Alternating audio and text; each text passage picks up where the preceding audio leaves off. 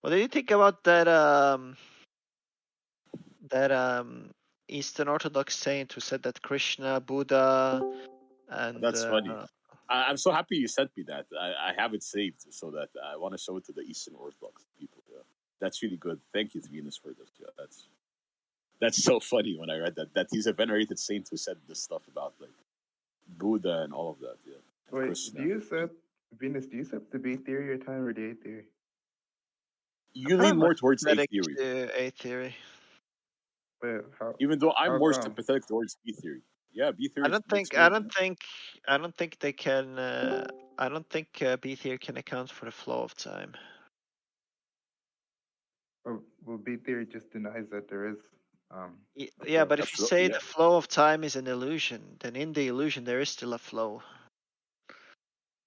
But it's not real. Right? Like a flow is like not a something feature you of could the have an experience. illusion of. Well, I don't know. Wait, you're saying, like, I mean, Because if you have a flow of an illusion, the illusion itself is going to be flowing. But it's There's not still real. going to be a flow. No, I think the idea is just that, like, your experience, like the flow of time is a feature of your experience. It's real in that sense, but like time doesn't. Yeah, he's committing a map territory fallacy. I don't. Yeah, Derez is just like a fucking idiot, by the way, useful fiction. But this is an argument from William Lane Craig. It's like a famous Wait, is Derez the person who debated Sasha on the column? Yeah, he's the guy who embarrassed himself with Sasha. Confusing the map with the territory. Yeah, this guy's like retarded. No, I think he he is. But, Right? the argument useful is supposed to be something that flow is not something that you could have an illusion of, because even in experiencing flow there is flow. Wait, what if you don't have experiences? Well, they're just confusing the map with the territory, confusing a reification fallacy. Is that Derez who's talking right now? Yeah, Derez is just the one who's using words that he doesn't understand what they mean. Derez, committing a reification fallacy. Yeah, go ahead, Derez. Yeah, so it's between Venus and Derez now. What do you guys have to say? Well, I just wanted to say he's committing a reification fallacy, treating an abstract thing as if it's real. Okay, here you go, Venus. How do you respond? What's an abstract thing?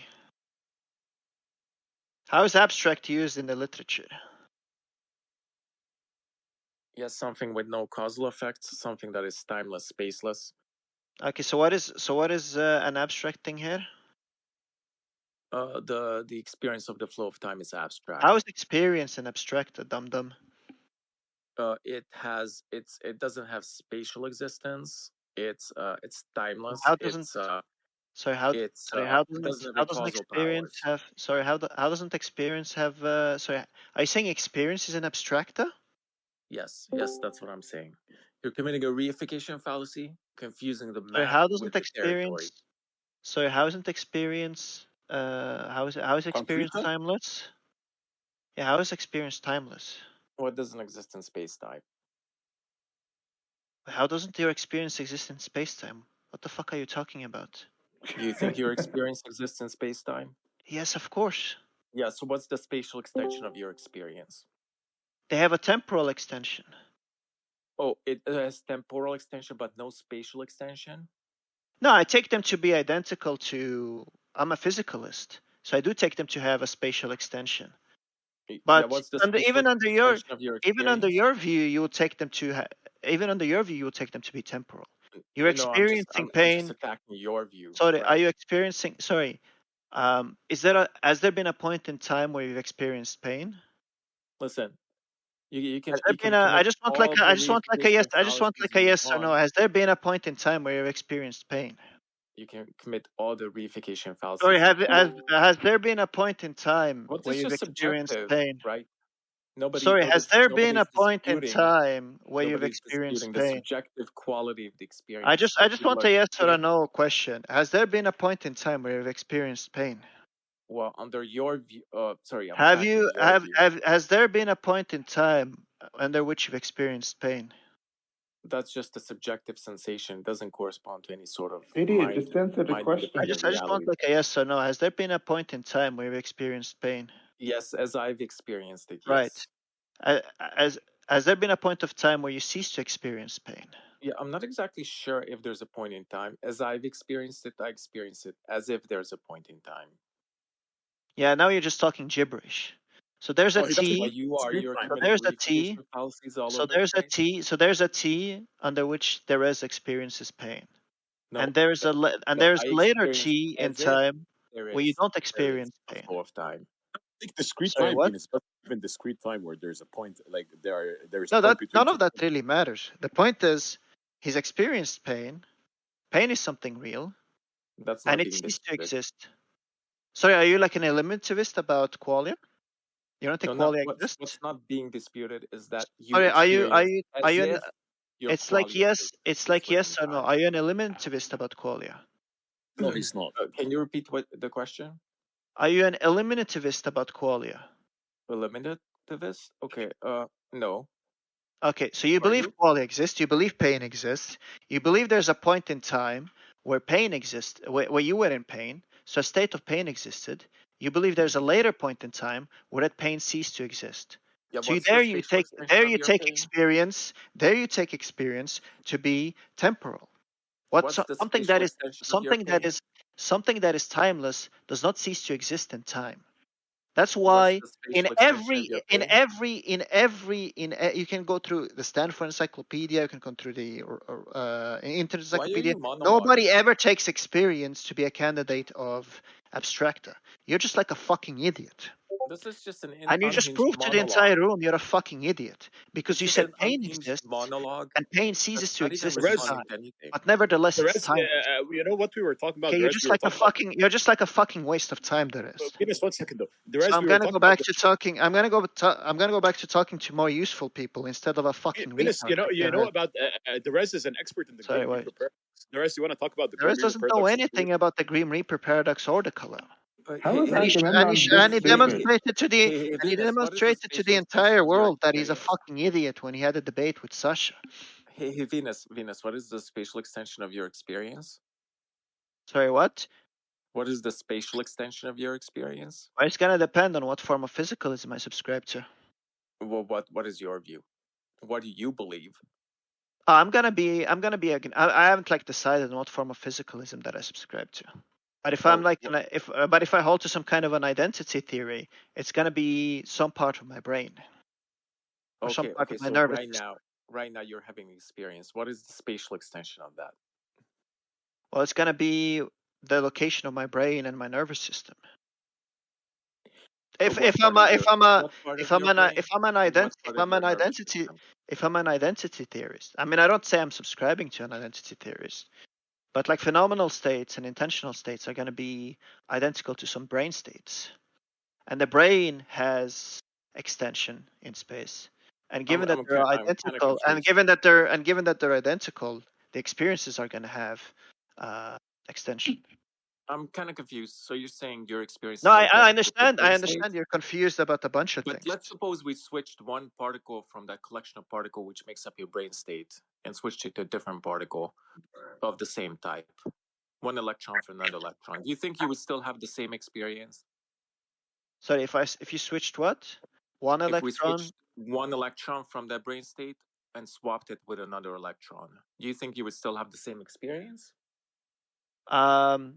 You could possibly have the same experience. You could have a different type of experience. You could shift it. You could change it. Isn't identical to the brain state you're having, is it? You could change it. Sorry, what? So then your brain state, your experience, no, you could have, isn't identical to the brain well, state you're having, is it? You can have a view. Wow, you're just contradicting yourself without even no, doing it. No, that's not really the case. If you're talking about like strict numerical identity, then they wouldn't be identical, but there could be similarities between them. It wouldn't be the very same type of pain state, but it will be a qualitatively identical, not numerically identical. It could be a You cannot qualitatively say your identical pain pain is state. identical to a brain state. A specific pain, if we switch the particle from the brain state, you would still have the same. I didn't say. Sorry, I didn't say I affirm. Wow, you I never said. I never said I affirmed. Not only type committing identity. reification fallacies, map territory confusions. Sorry, when did now I? you're Sorry, when did I contradicting yourself. say? When did I say I affirmed type identity theory?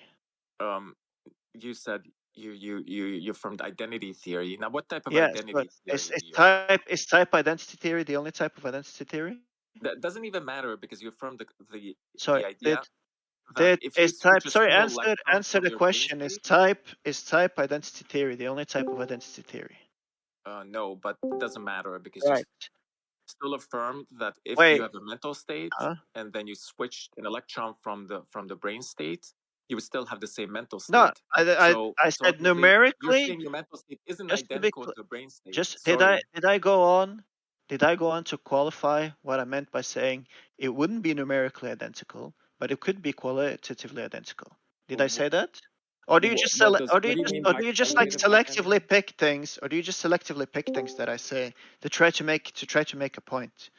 Do you want to engage with what I'm actually saying, or do you just want to cherry pick what I say? Even that is irrelevant.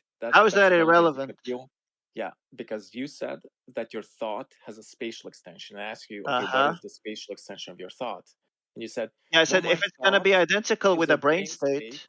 My thought is a brain state in my brain, and it has a spatial extension of that brain state. Uh-huh. But then I asked you, can you switch one electron from that brain state, and would you have the same thought? And you said yes, which means that your thought cannot be identical. I went on to qualify because it's also identical to a different brain state. I went on to qualify that, right? If you're talking about strict numerical identity, they're not going to be identical. But what's not going to be identical? The brain states or the mental states? So sorry, if you modify the brain state, if if it loses or gains some property, it's not going to be and it was the case that the initial pain state, let's call it pain 1. If it was pain 1 that was identical to brain 1, and now brain 1 loses or gains a part or loses or gains a property, in this case it's no longer going to be identical to pain 1, but it could be identical now to pain 2, and pain 2 could be qualitatively, not numerically, qualitatively identical to pain 1. So what about the qualitative character of pain? Let's say you have two brain states, two different brain states. Sorry, you have one brain state and it produces a pain. Let's call it pain 1. And let's define this pain 1. It has like a qualitative characteristic to it. And you switch one electron from the brain state such that it becomes now a different brain state, but it still produces pain with the same quality. Therefore, you're kicking the can back. You haven't solved anything. You're saying there can be two qualities which are the same, yet are produced by two different brain states. Sorry, there can be one quality produced by two different brain states. So you haven't solved anything. What are you talking about? And there be one quality, one qualitative characteristic produced by two different brain states? Can they have the same property? Can they have the same qualitative character? What do you mean by qualitative character? Are you talking about the properties? Like? Not the properties, but the qualitative character, Venus. Like how they feel like. Yeah, two different things could feel the same. Right. So they have the same qualitative character, right? If you mean that they phenomenologically are experienced the same, then yeah, sure. Okay. So what is the extension of the qualitative character? See, the original question asked you is what is the spatial extension of the experience? And you told me it's the spatial extension of the brain state. Yeah. But if you're asking about the brain state, so you haven't solved anything. You're not able to give me the spatial extension of the qualitative character. No, I did. Look, if you're asking about what's the spatial extension of the qualitative character? If you're asking about the qualia, it's going to be identical to a brain state. Now, if you said, what if I was to modify the brain state? I said, they're no longer going to be numerically identical, but the brain state could be identical to some other qualia that you are now experiencing, and in the phenomenology, they could be qualitatively identical. That's the point. That two qualia are indistinguishable. They have the same qualitative character. Yeah. So what if they're indistinguishable? They're not identical. What is the spatial extension of that qualitative character? I already told you this like 100 times. No, it's going to be identical to yourself, right? Wait, what's the contradiction? What's the P and not P? Yeah, the contradiction is that the spatial extension of the qualitative character is brain state 1, but the spatial, yes, that's what you affirmed. But then later you affirmed that the spatial extension of the qualitative character is not just brain state 1, but it's actually brain state 2 as well.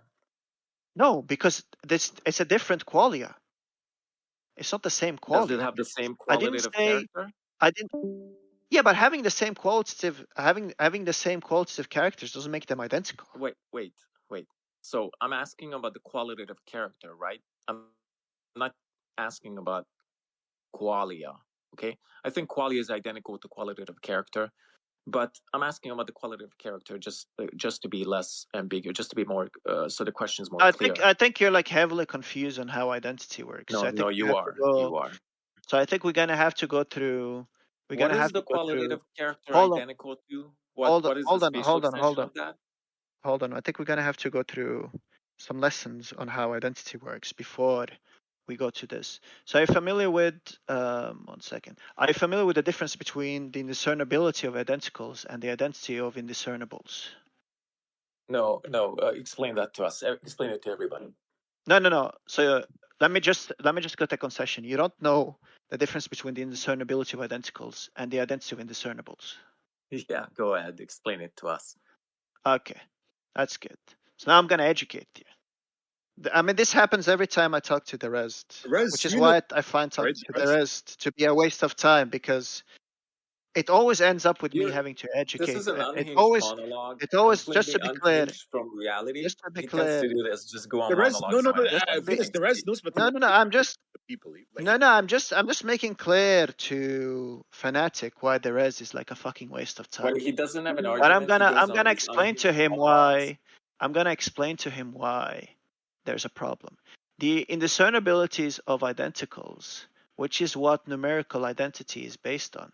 Numerical identity is a biconditional that fulfills the discernibility of identicals. And the discernibility of identicals is that for every x and for every y, if x and y are identical, then every property that x has, y has. There's another principle that is controversial and that needs to be proven for anything interesting here to follow, which is known as the identity of indiscernibles. And what is the identity of indiscernibles? This is what I asked the rest if he knows what it is. Are you talking about Leibniz's principle? The identity of indiscernibles is the converse of the indiscernibility of identicals. And the identity of indiscernibles is that for every x and for every y, for every property x has, y has, then x is identical to y. And this is a controversial principle. This is not a principle that is accepted here.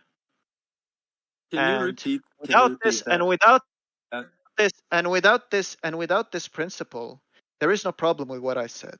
So now let's apply this. Repeat the principle. Let's apply this. So the indiscernibility of identicals, which is what the classical identity used in classical logic is based on.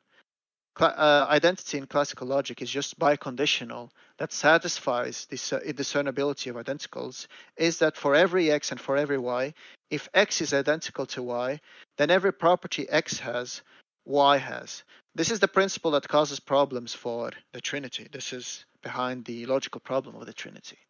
There's a but the converse of this principle is controversial, and it's not something that is widely accepted. Converse would be, and the converse is no, trust me, you're gonna get it wrong, so I'm gonna save you the embarrassment. The converse is for every x and for every y, if for every property f, if f of x stands in a biconditional with f and y, then x is identical to y. Now let me break that down to you, because I know. Let me make it easier for you, because I know you don't know. This is really embarrassing. This man is rambling. No, I'm gonna apply this. Sorry. Is there anybody other than the rest who's not understanding what I'm talking about when I'm talking about? Repeat. Anybody else in the room? Repeat what he said. Yeah, could anybody else say Anybody if they're else in the room tracking what I'm repeat what saying? he said? Are we talking about the identity of indiscernibles versus the indiscernible identities? Yeah. That's Yeah, correct. He we're said not that talking the about identity Are of you indiscernibles, because I Mayus? understand that. Sorry, Mayusoma. Are you tracking what I'm saying? So I what I understand believe why you this said. is I'm identity of sorry, but indiscernibles. One I'm second. getting an There is answer to the There is. question. We're talking to the audience now, so shut the fuck up. Andre literally asked us. Yeah, the question that you asked, my understanding is yes, I believe so. What you said was that when we're talking about one thing, and it obviously has entirely properties in accordance with itself, then we agree that it is indiscernible from itself. But when we're talking about multiple things, if they all have the same property, it is currently in question as to whether they all have the same identity. Thank you. So just to be clear, Derez is just a fucking idiot. So I'm gonna That's dumb it not even down. what you said. So I'm You gonna. started talking about That's exactly what I said. you started So talking about I'm gonna F dumb it F down. is of X's, F is Okay, of okay. Y. I'll tell you what is the difference between the indiscernibility of identicals and the identity of indiscernibles there is. Go ahead. Well, I understand identity of indiscernibles as in if X and Y are the same thing, they have all the same properties. Okay, and what is the But identity of discernibles? I didn't understand You what you should said put about F of 2 and 2 X's, together. F You of should, Y's. you should put 2 and 2 together. It's the converse.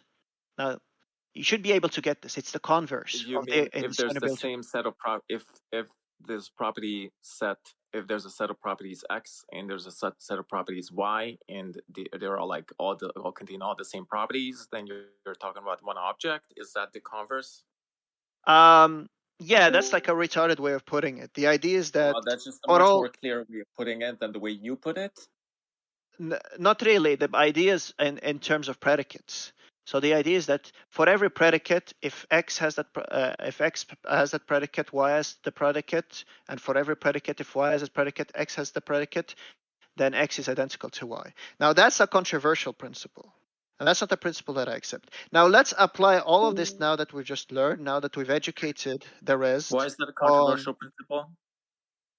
Because there's like counterexamples to it, and there's like no argument for it. Yeah, give a counterexample. Well, there's an example given by Clark for like 2 planets, but that doesn't matter because I can just be agnostic on the principle. I don't actually need to give an argument for why it's false. Why should you be agnostic on the principle? It's like because I don't have an argument. I don't have an argument there's for one it. object which has properties X, Y, and Z. There's another object which has properties X, Y, and Z, and they don't have any different properties. Then we should accept that. Why should we accept it? What's the argument for that? Well, they have the same properties, and what other characteristics could now they you're have just besides now you're property? just repeating what the principle is. Give me an argument. Give me a syllogism.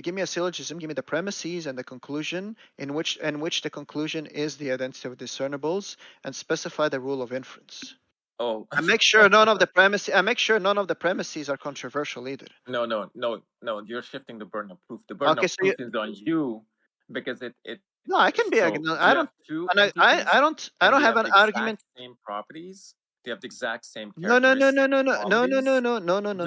it is a proposition. Obviously makes It is a sense proposition. that they are the It's same not thing. an axiom of logic. The burden of proof is it's on not you. An axiom of logic the burden or of proof is on you to or provide the probability of counterexamples. anything. It is a principle. Now the question is, it's a metaphysical principle. Now the question is, I don't have an argument for it. I don't have an argument against it. The epistemically humble thing to do is to remain agnostic, absent of an argument. That's ridiculous. If you think do you have it's an argument true, for the law of identity? Oh, I take the law of identity to be a hinge. Okay. Well, do you have an argument for it? Oh, I take it to be a hinge. So to say, do you have an argument for it? Too. It's part. I take this to be a hinge.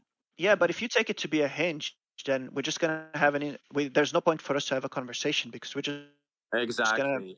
just gonna have There's different no point paradigms. in having conversations with you because you just go on these monologues, which is completely No. That's now you're just being a dishonest. Any rational considerations. Look, and you just want to I score subscribe points. to something called you hinge. Just want to one up. Now, if we share the same paradigm, if we share the same background, we could actually have a conversation in the foreground.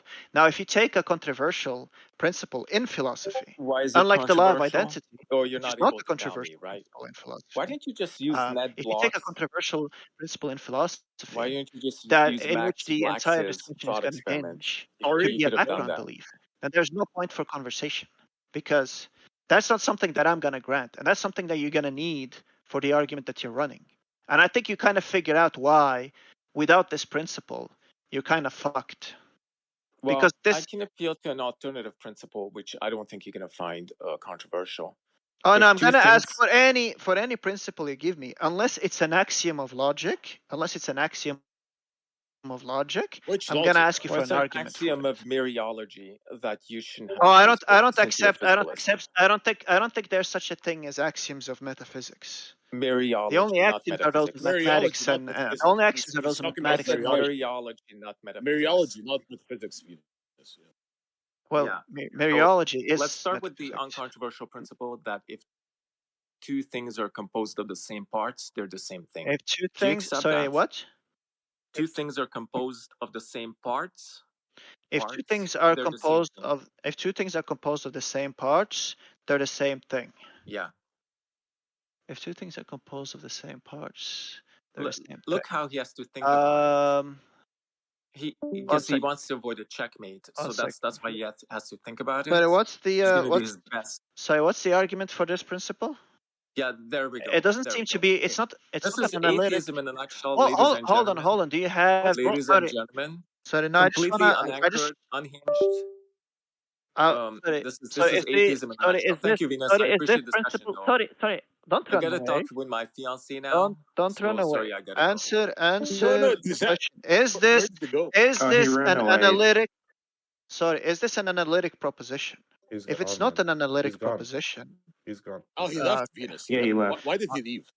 I mean, he was doing terribly the entire time and just being. Yeah, so Venus, why did this I is. was I also just wanna confused by the connect the argument. dots for the rest. I just want to connect the dots for the rest of the room, because here's the thing: if the identity of indiscernibles, not the indiscernibility of identicals, if that's not established, then I could say that look, if we have a qualia that's identical to some brain state, and that brain state is modified, it's not going to be identical to qualia 1, but now it could be identical to qualia 2, and qualia 1 and qualia 2 could have all the same properties without that entailing that they're the same qualia. Venus, why did he leave? I think he was kind of scared to continue on, because I was going to ask him to justify that, and he's just going to say it's an intuition.